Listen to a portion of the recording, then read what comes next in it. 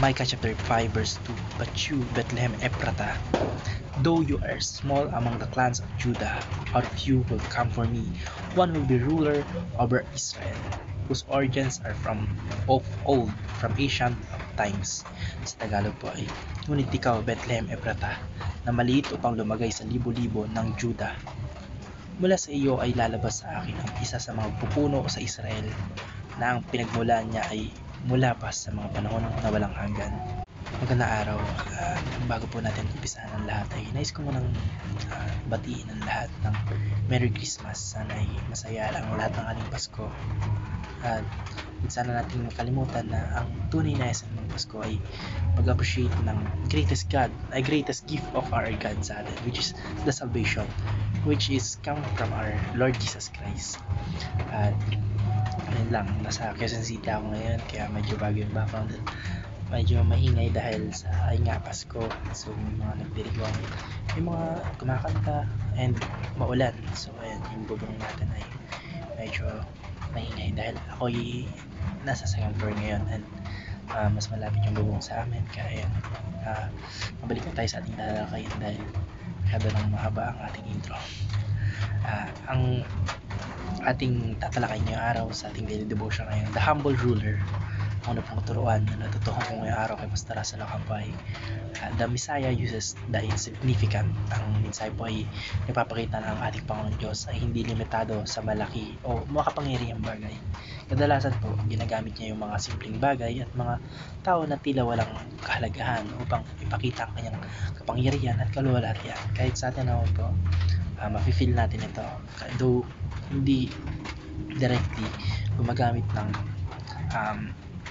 himala ang ating Panginoon Diyos sa Kanya, gumagamit siya ng mga elements para iparamdam sa iyo na na-bless ka at ipaalam sa iyo na nandyan siya palagi. Sa akin po, yung pinaka testimony ko about dito ay yung napasok ako sa CLCC, sa scholarship ng CLCC. Kasi before ako pumasok doon, before ako mag-take ng screening ay ang dami ko muna pinagdaanan. Hindi ko maisip kung bakit nangyari sa akin yung mga ganun.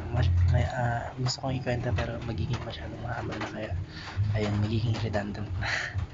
Kaya ayun lang, basta yung pagpasok ko sa CLCC, yun yung naging way ng ating Lord na iparamdam niya sa akin na nandiyan pa rin siya, nagmamasid, nag-guide sa akin, binibigyan ako ng wisdom, guidance at blessings, especially sa pagpasok po kasi sa CLCC. Hindi lang scholarship, hindi lang pera yung nakukuha ko, kundi wisdom, yung health, yung success, hindi lang sa money, kundi sa emotionally, physically, mentally, especially yung spiritually. Kaya ayun, hindi po limitado yung ating Panginoon Diyos sa mga malalaking bagay o makapangyarihang bagay. Basta gumagamit na po siya ng mga element o ng mga tao para ibigay yung mga regalo na gusto niyang ibigay sa atin. Kaya sa pamagitan po nun ay binibigyan niya ng halaga yung mga bagay na tunuturing na iba na maliit o walang kabuluhan. Kaya sa mga simpleng achievements po natin o simpleng bagay na meron tayo ay pinagpapasalamat natin sa Panginoon. Ugalain po natin yung kada magkakaroon tayo ng small achievements or kahit bagay na dati wala tayo, ngayon meron na. Magpasalamat sa ating Panginoon Diyos. Ang natutuhan ko naman po sa pangalawang katuruan ni Pastor Russell Ocampo ay the Messiah displays utmost humility. Ang kababaang loob po ng ating Panginoong Jesucristo o ng Messiah ay makikita sa kanyang pagpapakita ng mga simpleng paraan. Hindi niya pinili yung pagiging tanyag o makapangyarihan sa mundong ito. Though kaya niya, kahit nga po sa pagpapanganak niya sa sabsaban, grabe. Isipin mo, Diyos ka, tapos papanganak ka sa sabsaban, pipiliin mo panganak sa sabsaban, di ba? Grabe yung pagiging pagkumbaba o yung humility, utmost humility ng ating Messiah o ng ating Panginoong Jesucristo. Hindi niya pinili yung pagiging tanyag o hindi niya pinili yung pagiging karbo kahit sobrang taas ng posisyon niya sa langit, sa lahat. Kasi lahat binigay na ng ating Panginoon sa kanya, yung authority sa heaven, sa earth, kahit sa down sa lupa. Kaya sa mundong pong ito, um, ah, sa ganitong paraan po pala yung ating Panginoon sa Kristo ay nagpapakita ng tunay na kababaan loob. Pinapakita niya na ang kanyang layunin ay hindi upang magtamo ng karangalan o makapangyarihan sa mundo, kasi sa kanya na yung mundo meron na siyang authority over the world, sa kanya na lahat ng yun. Kaya yun po, hindi niya layunin magtamo ng karangalan o maging tanyag, hindi ang maglingkod at magbigay ng kaligtasan sa atin, sa lahat ng mga tao, lalo sa mga aba at mga pangangailangan natin.